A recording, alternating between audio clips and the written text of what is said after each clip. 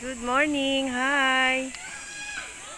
We are here at Grotto, San Jose del Monte, Bulacan.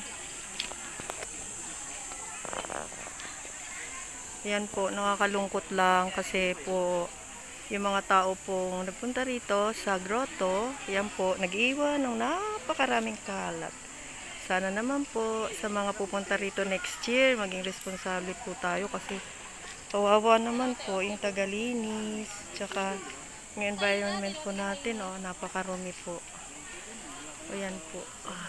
Sana next year po sa mga namamahala rin sa grotto, maglagay po ng mga basurahan. Ayan po, malungkot ako kasi kadiri. Ayan po. Ayan po. Daming basura. Wala na po gaanong tao kagaya ng Huwebes at Biyernes. Ngayon po, kakaunti na lang po. Ngayon lang po ako nagkaroon ng chance na makapasyal dito sapagkat kami po ay busy sa parokya. Salamat Lord for giving this chance to visit here at Grotto. Yan po, tingnan nyo nga po. All over. Mula po rito hanggang doon sa bungad po, puro basura talaga. Kawawa naman si Aiko at mga kapatid ni Aiko. Sana po may tumulong dito na mga organization para maglinis. Ayan po.